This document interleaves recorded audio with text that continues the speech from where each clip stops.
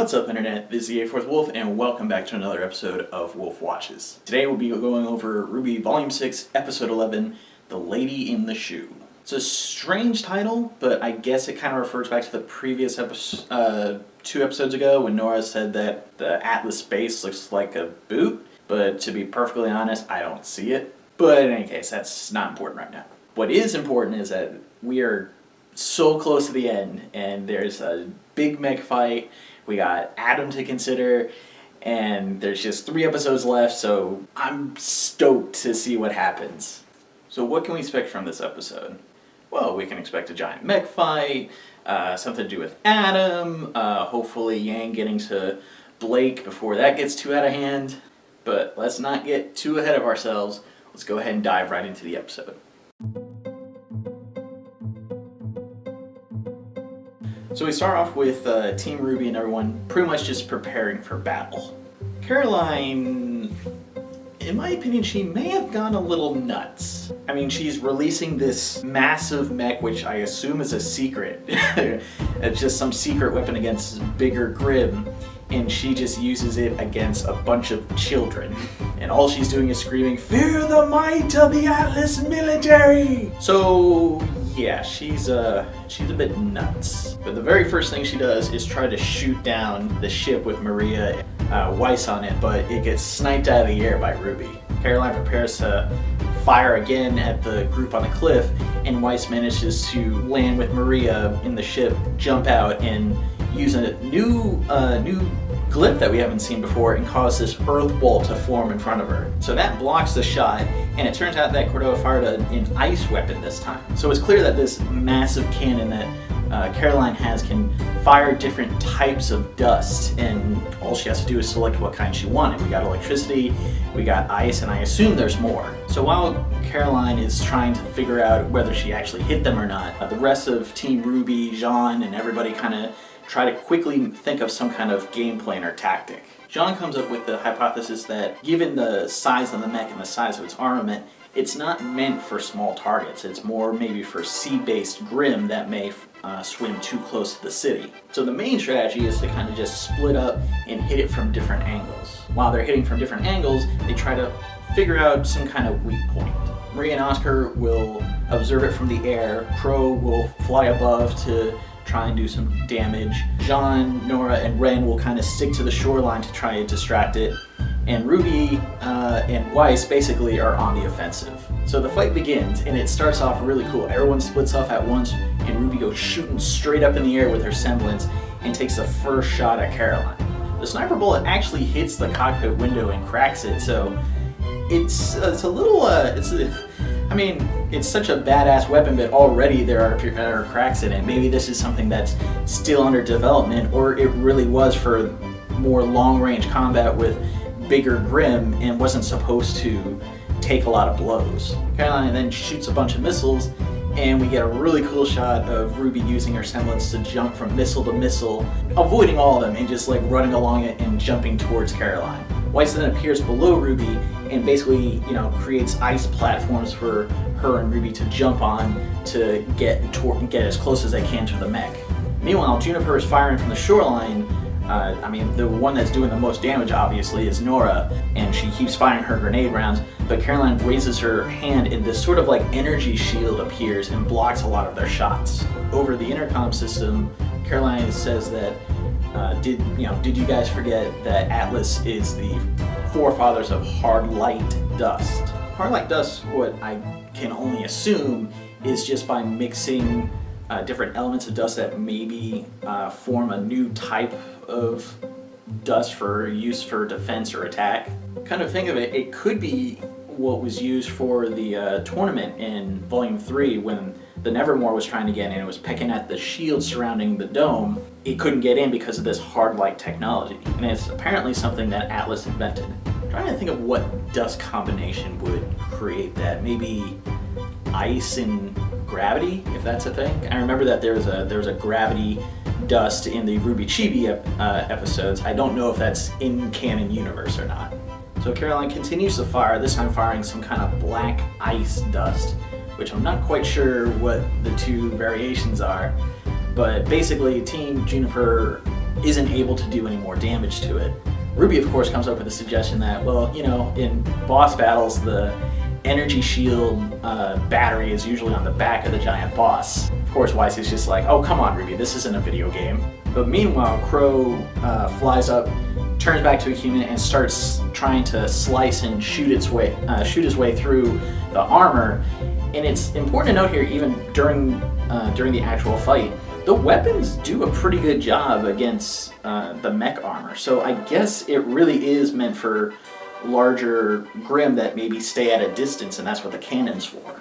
It's obviously not built for just a bunch of smaller Grimm trying to slice its way in. Of course, we have to take into account that maybe Grimm's claws aren't as strong as the weapons that everyone carries, but it's, I mean, big enough Grimm, I think it would be just as powerful. So the fight continues. There's a couple of close calls, but mostly saved by Weiss using her bee summon, or her Queen Lancer summon, to basically have her and RWBY get on it and fly out of danger. Thanks to an ice push by Weiss, the mech actually stumbles back a few feet and lands with its arms on the cliffside, giving Juniper a chance to jump on, and Ren actually manages to latch onto one of the arms as it stands back up and leaves the shoreline. Ren manages to crawl on the back of the giant mech and sees this panel that a bunch of noise is coming from it. He attempts to break it open, actually starts to fall, but Crow is there, fortunately. The one time his luck actually holds, and it's good luck that he's there.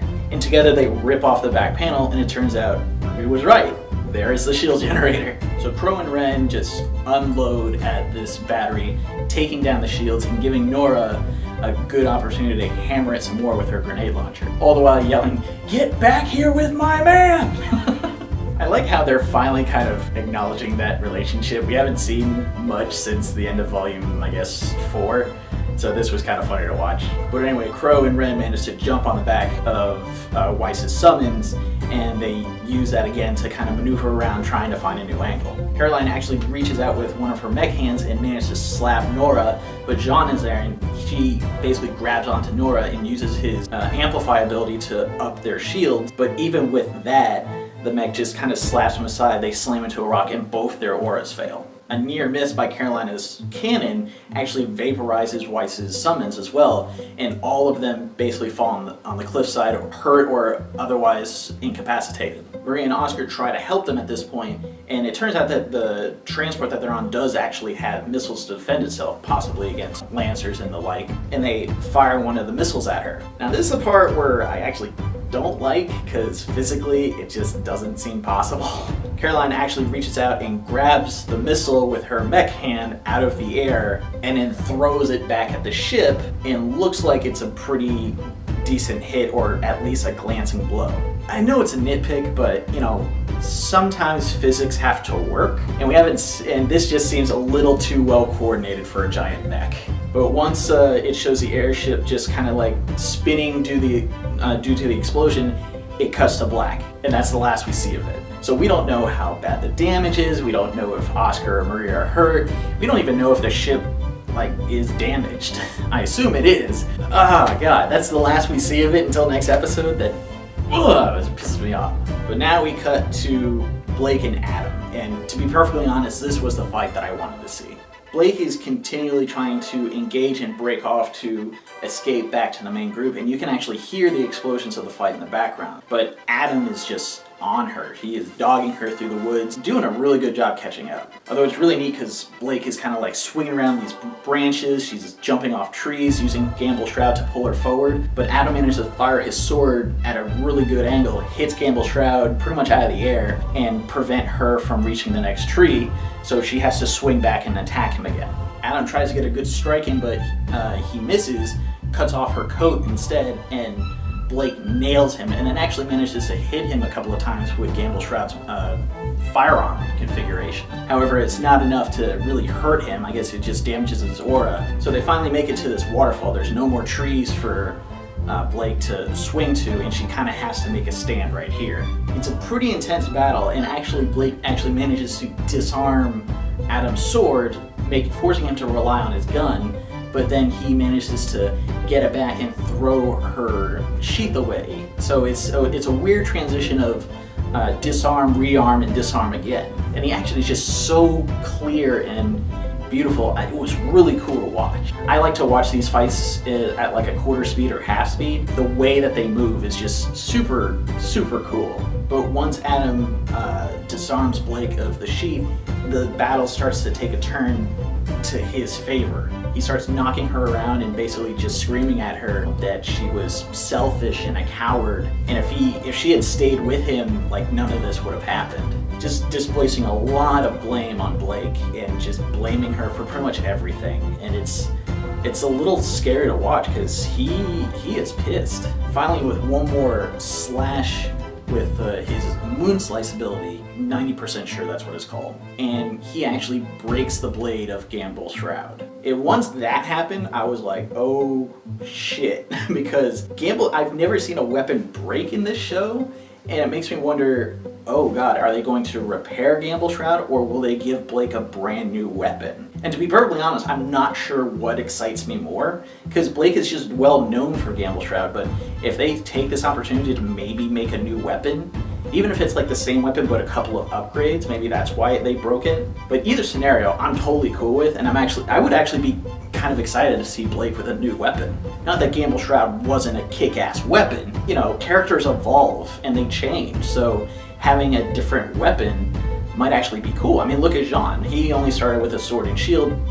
Yes, it wasn't that impressive, but now he altered it slightly, so now there's, you know, more to it for his weapon, for more options in battle. So now, while Blake is disarmed and on the ground, Adam finally takes off his blindfold, and we finally get a look at Adam's real face and what he looks like.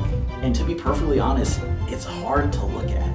He looks perfectly normal, but there's this brand covering his left eye. I don't even know if he can see out of that. You can see he still has his eye there, but it's black and gray, and I just don't know if he can see through that.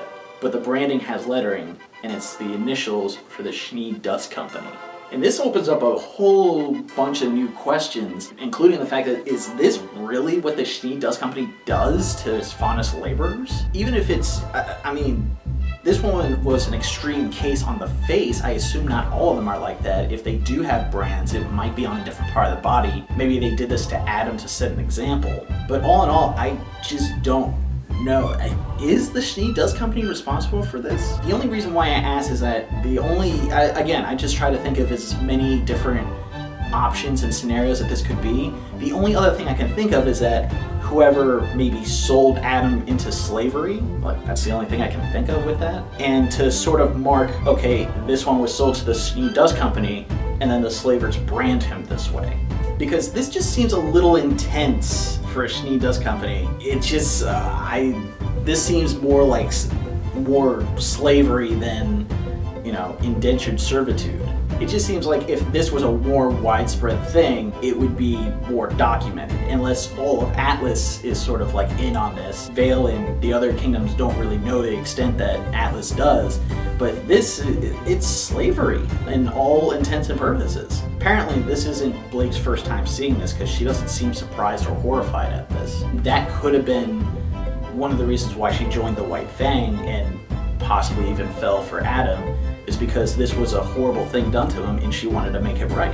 And Adam kind of says that Blake hurt him the most because she didn't leave a scar, she just left him alone. And to him that was even worse. He then glances around and says to Blake, how does it feel now that you're alone and there's no one to come save you? Adam then just stabs pretty much exactly where he stabbed Blake first in Beacon, but it turns out that Blake tricked him, and this is a clone. While he's distracted by this, Blake manages to grab his sheath back and just looks at him and says, I am not alone. From the cliffs comes Bumblebee, just flying down. Yang leaps off of it. The bike keeps going, smashes right into Adam, which, by the way, is so cool. I'm so glad that happened. And then Bumblebee tumbles off the cliff into the water, gone forever. And all I can think of is, damn it, I love that bike. Unfortunately, Adam doesn't fall into the water with it, and instead just looks up and recognizes Yang. Yang also recognizes Adam, but she is standing tall and she has no look of fear. And she says, you know, I'll hold him off for a little bit, you get some rest, and I'll just beat the hell out of him. So then Yang and Adam get into it, and Adam immediately shows this new ability that he has. It's sort of like a shadow strike ability, if I was to describe it. It seems similar to maybe Sun's ability to send out clones, but it's faster. It's like a shadow clone kind of thing. So it's sort of like a mix between both Sun and Blake's abilities, which begs the question, like, what is this ability? Because it's not his semblance, because his semblance is attached to his sword, and that gets kind of explained later on. So does he have two semblances? Is this some kind of other ability he has, and how is it done? I'm just kind of curious about how he's able to do this, which we have never seen before. But the fight between Yang and Adam goes on, and it's pretty brutal. It hits hard, and it's fast and stuff like that. And again, I like watching these in slow motion because you can see every punch, every kick, every deflection. There's a lot to look at, and it's just so fun to analyze. But in any case, they are pretty evenly matched, but Adam keeps powering up his semblance with his sword by blocking all of Yang's hits. Blake warns Yang about his semblance, about how it works, how he can basically take hits in with his sword and then release it, sort of like how Yang takes in damage herself and then deals it back. So the only thing that Yang gets out of this is basically he doesn't have to feel it to dish it out again. Ugh, that's cheap. And to me, it's sort of like calling Adam out for being kind of a coward, which, I mean, that's just my opinion, but if that was the case, that is really funny. But what I especially like about this is that upon hearing this information, Yang's tactics change, and instead of, pretty much going head to head, she's more about counterattacking and avoiding his sword and trying to get in hits like that. That kind of pulls from the training that she had with Tai and his lesson to her about, you don't necessarily have to go through or overpower a problem, sometimes you can go around it. And by going around Adam's sword, she is inflicting more and more pain onto him and not the blade. However, even change of tactics, a lucky blow will send Yang flying out, so they're still pretty evenly matched.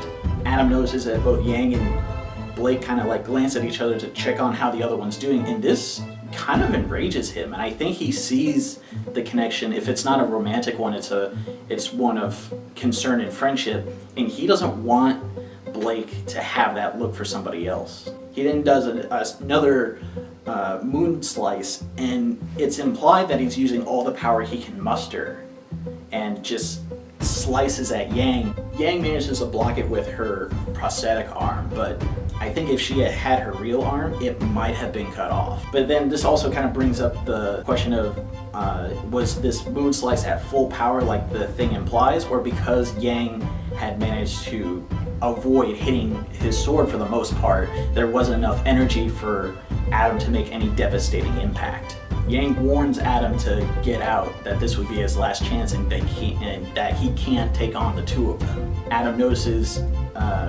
Yang's still shaking and basically says, are you afraid you're gonna die protecting Blake? Blake then reaches over and takes Yang's hand and basically says, Adam, you don't understand what we're doing here. She's not protecting me, and I'm not protecting her. Instead, we're protecting each other. And that's where the scene blacks out, and that's the end of the episode. Now, this last scene, some people have kind of like questioned, like, okay, you're not protecting her, and she's not protecting you, but you're protecting each other. Isn't that the same thing? And that was actually my first initial thought until I actually started thinking about it.